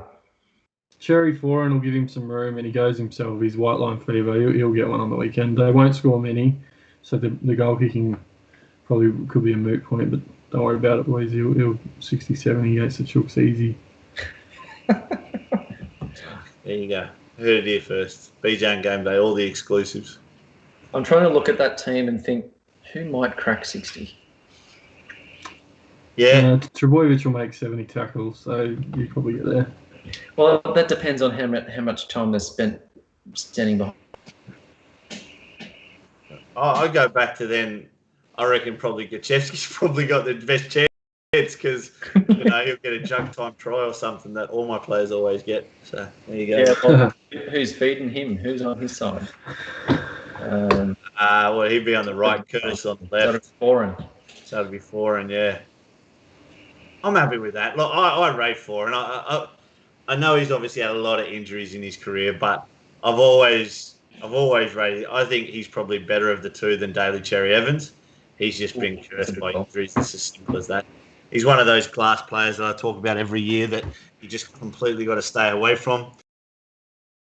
Unless you need someone back up in draft or whatever. But yeah, the doggies always looked better when he was playing. Oh, absolutely, definitely. Oh, we didn't actually mention, because he used to be feeding for Tyler Mariner, who we didn't actually mention is on the bench. That's true. Yeah, all those sort of tries, that pod action you spoke about last year. I know. That was probably 80% from foreign. So picked him up in a draft this morning. Damn it. What's that? I picked up RFM in a draft this morning. There you go. And Andrew Davey on the bench, boys, didn't get that starting spot. Obviously, Gachevsky's got that one over him, but plenty of people out there a little bit disappointed with that. Yeah, that was pretty expected. I thought the trial, Gachevsky started ahead of him, and most of the news going around was that he was going to get the spot. So, yeah, I wasn't expecting Davey to get named as a start, so it didn't hurt me too much. Yep. All right, let's kick on because we're about to the hour 40 mark. We've got 4 games to go. 7:30 game on this Saturday night. We've got the Penny Panthers up against the Cowboys. We've got the star-studded team from the foot of the mountain. Obviously, the Panthers. Look, Supercoach points everywhere across this team. All right, so you look at obviously teams that are Supercoach friendly. Who misses out on scoring points in this team? Because, all right, let's give the whole back line 50. The two halves could probably max out at sort of 80, maybe Toto as well. And Crichton and Momorosco can't see going above 50. No. Moses Leota should get enough minutes to score 40 or 50. The rest of the pack are 80-minute players pretty much if you need them to be. And then you've got the bench who are all sort of proven except for, probably Spencer. I mean, it's not the worst fucking thought in the world to have all 17 of them in Hampton. I'm looking at it now and just think, I'm going back to do it again. There's just points everywhere in this team. Yeah, I mean, if they put a cricket score on, Staines could get a few, Toad could get there could be points all over. They just score at will, score all over the park, options everywhere, and they generally share it around pretty well. There's not a lot of games where it's just concentrated in one area. They just score across the park. So, yeah, I don't know. I probably won't go Edwards, but 2 Luai, Cleary, Staines, Coruscant, Catewell wouldn't be too bad. Yeah. For the Cows, obviously Drinkwater got the number 1 spot there ahead of Val Holmes. Obviously puts a little bit of a dent in it for Val Holmes, prospective owners and for draft choices. Clifford with a little bit of a reprieve there. Obviously, if Morgan had started, if Holmes had started at fullback, Drinky would probably be the 6 and Morgan the 7. My big sort of tip for the preseason was obviously Lachlan Burr, and he hasn't gained a spot in the 17. He's the 18th man, so I was a little bit disappointed with that. I'd sort of taken him out a little while ago, but I was still hopeful he'd get that chance. Unfortunately, hasn't happened yet. But, mate, the Cows, we sort of can't really expect too much from them this season, can we? Probably still in that rebuilding phase. Yeah, I don't know. I mean, Toddy Payton did well to get the Warriors up last season, so I'm interested to see. It's a good test for him. I think there was a game last year where they stuck it to Penrith. At one point, Penrith still won, but they gave him a good shake-up. But yeah, look, everyone's going to expect Penrith to roll them quite convincingly. Mm-hmm. They probably should. There's a bit of inexperience on the edge, and Hamarsai Tabard H Hammer, at centre. I'm not sure about that. They're probably going to leak a few tries, I reckon. So yeah, it'll be interesting. I managed to miss Holmes in every draft I've done so far, and I was pretty hot on him. So that was a sort of blessing in disguise. Disappointing Holler didn't end up making the squad either. He was a cheapy front rower. There was some speculation he might have got an edge spot. Who was that? Peter Holler. I think it's Peter Holler. Anyway, he's not there, so it doesn't matter. Ruben Cotter's won't be Supercoach relevant, but he's a hooker, so they've got Granville, Cotter, and Robson all come into that forward rotation. Which is interesting. I like Ruben Cotter. It'd be good to see him get some more minutes, but I think it won't be Supercoach relevant whatsoever. And no. Maybe the Cowboys prospects. Yeah, maybe the Cowboys put something up. It'll be interesting to see whether Lolo spends some time on the edge. That could be really interesting as well. But I would expect Penrith to score 40 plus in this one. Sunday footy down at GIO Stadium. You've got the Raiders up against the West Tigers. This will be an interesting game to obviously watch. We've spoken about obviously Jacob Little and getting to that Sunday time and not really certain exactly what we can do and whether it's something you can avoid. Same with Utukamanu. Again, I just keep going through this Raiders squad and you think such consistency among the whole squad, but really no one that's super coach effective. I just look at it and think, CNK is probably the closest you get, but because of the amount of other players you got in the fullback position, it's just, you got to bypass him. Ryan James in the 17th spot, I think a lot of people have moved away from him. And again, you look at that forward rotation, he probably only gets about 20 minutes max. So, for good reason, I think people have moved away from him. I was hoping, obviously, eventually he'd get that starting spot, maybe get ahead of Dunamis Louis. I actually thought Sia Soliola had retired or something. I figured he was 50 by now. He won't be there once those other boys come back. Yeah. It's interesting. Like Ricky generally plays edges for 80, so even Tapane won't see out the game. But when you got still guys like Horsburgh and CHN to come back, I can't see. I don't know who falls out for CHN. I imagine it'll be Young, but I think Ricky's a fan Hudson. So they've got plenty of depth, plenty of options. But you're right, Joshy. They're not overly Supercoach relevant. Papa, if he dips enough in price, you might have a look, but by that point we're probably running into Origin. It gets a bit I reckon messy. I'd want to see Papa in sort of mid 400s before I go there. And He's if got he's the that, ceiling, we know that, but he's got that 35-minute game in him as well. That sort of hurts, you know. He's one of the most owned props. Yeah, I don't find know. it. I think the draw, initially as well, which is interesting. People banking on him crossing for a pie or two, which he could do. It'd be a little bit sick, but he definitely could do it. But 26% for Josh Papali. He gets like 600 something, isn't he? He's 560k.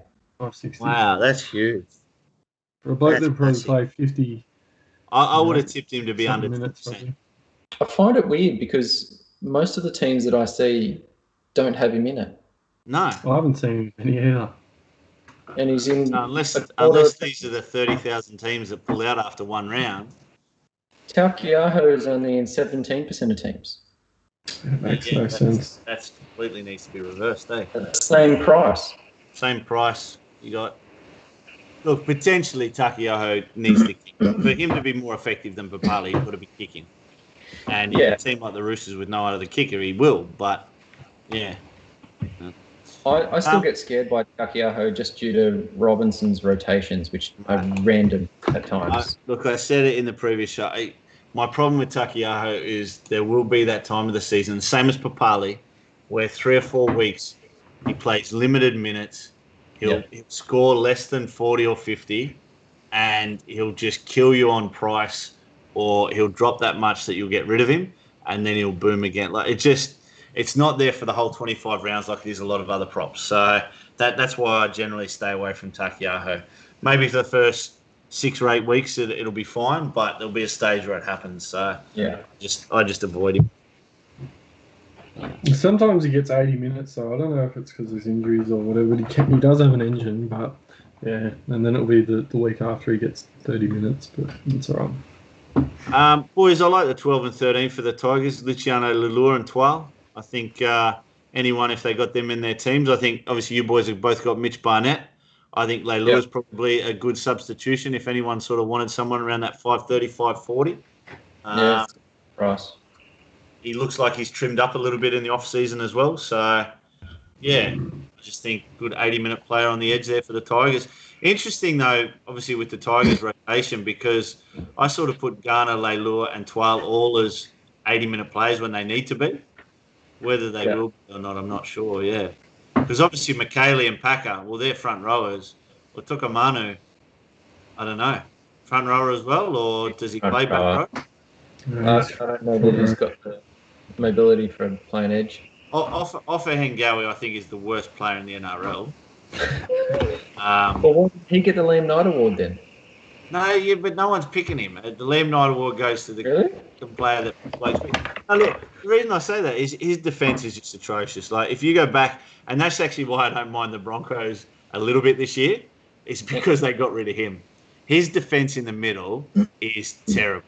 That half the tries they leaked up the middle last year, I guarantee you, are from his defensive lapses or mistakes or whatever. Oh, yeah. So, well, here you go, Joshy. Offa Hengawi's 12.8% owned, and Christian Welch is 12.2%.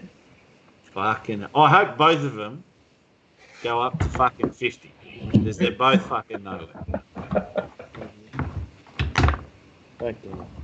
All right, last game. My boys up against the Dragons, 6:15 p.m. at Jubilee Stadium.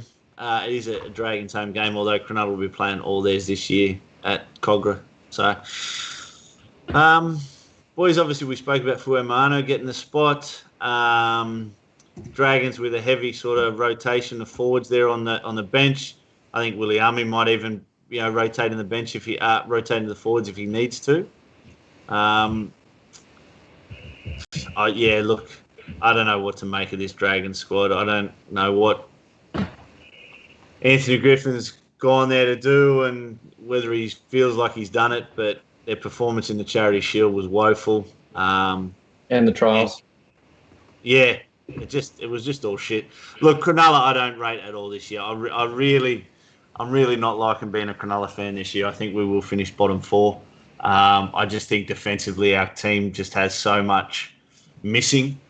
I think any team that wants to beat Cronulla has just got to bash it up the centre, and the holes will fucking open everywhere. So I don't mind the actual addition of Aiden Tolman's sign there. He's probably the polar bear goes right up the centre. So we'll see. But nothing really Supercoach relevant here, boys. I don't think. Just you Lomax owners will be watching this one intently. Yeah. Interesting to see how Jack Bird goes as well. He's a busy player. He could, even at centre, he could be a little bit relevant depending on how involved he gets. I know there's murmurs that he could potentially play in the back row and move to lock or something like that as well. But he's a busy centre, so I'll be watching him as well.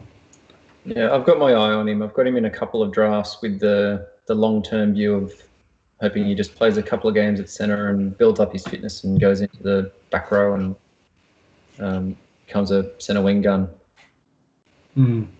All good. And that's it, boys. That's 8 games. Bogan, anything else? No, unless you want to spruik the group code. 692-946. Probably got out, but yeah. 692-946. Jump in the group, guys. Other than that, I'm done. Kano, mate, thank you very much for joining us, buddy. It's been a pleasure. Okay. Love how the show worked. The doctor with his expert opinions here. Glad we can continue the trend of special guests on the show. We've had Ados, we've had Kano. One day we're going to get Big Ted on board. That'll be a heck of a show. Jesus Christ. That'll be a start if we ever get Big Ted on it. for Ted to be in it. Yeah, it'll be a pre-recorded one with Ted. No. Yeah, okay. But, boys, I'm going to get out of here. Like, comment, subscribe, ring the bell, all that shit. Yeah, do all that. Yeah, subscribe, definitely. Bogan wants to get paid eventually. We need to get to 1,000. Then he'll start chucking ads in it. We need a new potato. Come on, boys. Get the subscribes up. Share us on Facebook. Give us a chance. And that's about it. All right. All right, boys. Well, good. Thanks for having me. Cheers, bud. Thanks, Kendall. Catch you all later. And